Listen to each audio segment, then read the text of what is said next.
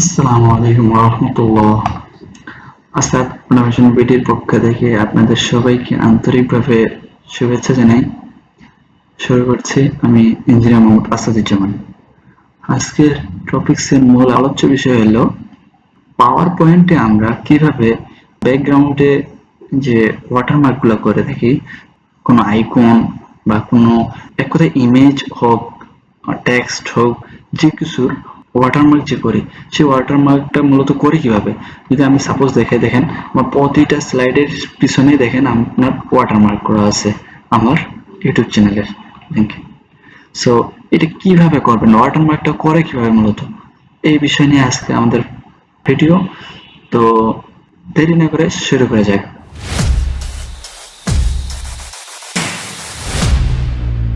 সর্বপ্রথম আমরা কি করবো, একটা নতুন স্লাইড ওপেন করি, ব্ল্যাঙ্ক স্লাইড ওপেন করি। এখানে আমরা কি করব,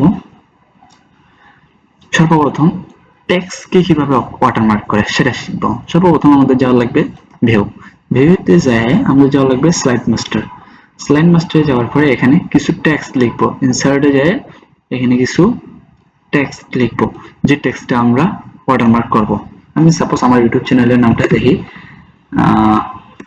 ASAD আসাদ, AUTOMATION। আচ্ছা, কন্ট্রোল এ, এটাকে একটু ফন্টটাকে একটু বড় করে নিই সাইজটা। আচ্ছা, এই আসাদ অটোমেশন বিডি এই লেখাটা যেন আমাদের প্রতিটা স্লাইডেই থাকে, সুতরাং কি করা লাগবে, কন্ট্রোল এক্স, কিচ্ছু করে নেই, কন্ট্রোল এক্স মানে ওটা কাট করে নিছি। এখন কি করব, আমাদের মাউসের রাইট বাটন প্রেস করে যাব আমরা ফরম্যাট ব্যাকগ্রাউন্ড। ফরম্যাট ব্যাকগ্রাউন্ডে যাওয়ার পর এখানে দেখেন পিকচার ও টেক্সট ফাইল, এখানে প্রেস করব। এখানে প্রেস করার পরে এখানে দেখেন ক্লিকবোর্ড নামের একটা অপশন আছে, যেহেতু আমরা কাট করে নিয়েছি সুতরাং এটা কপি হয়ে আছে। ক্লিকবোর্ড থেকে এটা পেস্ট করলাম, দেখেন কিরকম একটা আছে, কিছু বুঝে যায় না এটা কি কারণে। এখানে দেখেন আমরা অনেকগুলো সংখ্যা চলে আসছে, এগুলা সব 0 0 করে দেবো, 0 0 নিচে যাই, এগুলা 0, সব 0 করলে দেখেন আমার অরিজিনালি আসাদ অটোমেশন বিডি যে লেখাটা ছিল এটা চলে আসছে। এখন এটা আমি চাইলে সাইজ আমার ইচ্ছা মতো এদিকে আগাইতে পারবো, এদিকে নিয়ে আসতে পারবো, এবং এটা তো আমার অনেক ডিপ হয়ে আসছে না, চাইলে এটাকে আমরা একটু শেড করতে পারি। সেটার জন্য আমাদের এখানে বাড়ায় দেওয়া লাগবে একটু ভ্যালু, ট্রান্সপারেন্স বেশি করে দেওয়া লাগবে। দেখেন ট্রান্সপারেন্ট বেশি করে দিলে সুন্দরভাবে সেটা পিছনের সাইডে চলে গেছে এবং ব্লার হয়ে গেছে। এটা যদি এখন আমি স্লাইড মাস্টারে যাই ক্লোজ করি, দেখেন আমি এখন যতগুলো স্লাইড ওপেন করব সব স্লাইডগুলাই সেম লেখাটা চলে আসবে। সর্বপ্রথম আমাদের লাগবে একটা ইমেজ, যে ইমেজটাকে আমরা ওয়াটারমার্ক করব। সাপোজ আমরা এই ইমেজটাকে ওয়াটারমার্ক করব, আমি কিভাবে করব, সর্বপ্রথম একটা ইমেজ নিয়ে আসবেন, আপনাদের এখানে ছোট আসতে পারে, সেটাকে আপনার সাইজ মতো বসায় ফুল যতটুকু আপনি ওয়াটারমার্ক করবেন, যতটুকু জায়গা সিলেক্ট করে কন্ট্রোল এক্স চাপ দিবেন, এখানে কাজ শেষ। তারপর যাব আমরা ভিউয়ে যাওয়ার পর এখানে দেখেন স্লাইড মাস্টার নামে একটা অপশন আছে, এখানে একবার প্রেস করব। প্রেস করার পর এরকম অনেকগুলো স্লাইড চলে আসবে আমাদের সামনে। আমরা কি করব, উপরে উঠবো, একদম ফার্স্ট 1 নম্বর স্লাইড যেটা ওটা সিলেক্ট করব।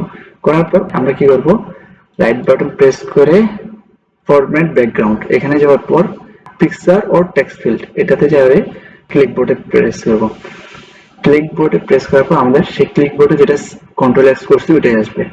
এখন এখানে কি করব, আমাদের একটু ট্রান্সপারেন্সি একটু বাড়িয়ে দেবো, যেহেতু আমাদের একটু যেন উপরে যে টেক্সট গুলো লিখবো, যে ইমেজ গুলো নিয়ে আসবো, এগুলো যেন ভালোভাবে বোঝা যায়। যত বেশি করবো তত দেখেন হোয়াইটের শেডটা বেশি চলে আসবে। সো এইভাবে চাইলে আপনারা তারপর দেন অ্যাপ্লাই অল, এটা ক্রস করে এখানে ক্রস, দ্যাটস ইট। এখন যদি আমি চাই আমার স্লাইডে যে না, এই স্লাইডে যে আমি এটা নিচ্ছি কন্ট্রোল সি, এটাও এখানে নিয়ে আসে বসাই দিতে পারবো, কন্ট্রোল ভি বসাই দিলাম। এটাকেও সেম ভাবে কন্ট্রোল সি করব, সি করে কন্ট্রোল ভি করে এখানে, তারপর ক্রস করে বের হয়ে চলে আসবো, দেখেন। সো এভাবে সবাই আপনারা ওয়াটারমার্ক করতে পারবেন ইজিলি। টপের স্লাইডটাতে যদি ওয়াটারমার্ক করতেছি তো সবগুলাই ওয়াটারমার্ক হয়ে যাচ্ছে, তাই না? এমন তো হতে পারে যে শুধু আমার একটা স্লাইড বা 2-3টা স্লাইড ওয়াটারমার্ক লাগবে, সেক্ষেত্রে আমরা কি করবো? এক্ষেত্রে আমরা করবো কি, এই পেজটাই শুধু আমরা ক্রিয়েট করব। এই ধরনের একটা যে কোনো পেজ নিয়ে, সাপোজ এটাই নিলাম, নিয়ে এখানে পিকচার টু টেক্সটার ফিল্ডে যাব, যায় ক্লিকবোর্ডে যায়, ওই আগের এটা পেস্ট করে দেব। এখন কি করব, যেটুকু আমাদের চাহিদা মতো আমরা ট্রান্সপারেন্ট করে নিলাম, 60% নিলাম। আমরা কি করব, ডিরেক্ট ক্রস দিয়ে দেবো। এখন দেখেন আমাদের এখানে কিন্তু আসেনি। এটা নিয়ে আসবো কিভাবে, এখন যাব এই যে স্লাইড, নিউ স্লাইডে যায়, এই দেখেন টু কন্টেন্ট নামের স্লাইডটা যদি যতবারে নিব ততবারে আমাদের এই ওয়াটারমার্কের স্লাইড আসবে। এবং এখান থেকে যদি আমি এগুলো ডিলিট করে দিই, দেখেন আমাদের ব্ল্যাঙ্ক একটা ওয়াটারমার্কের পেজ হয়ে গেছে। এখন দেখেন সেপারেটলি আমি ভিন্ন ভিন্ন ওয়াটারমার্ক করে রাখতে পারছি।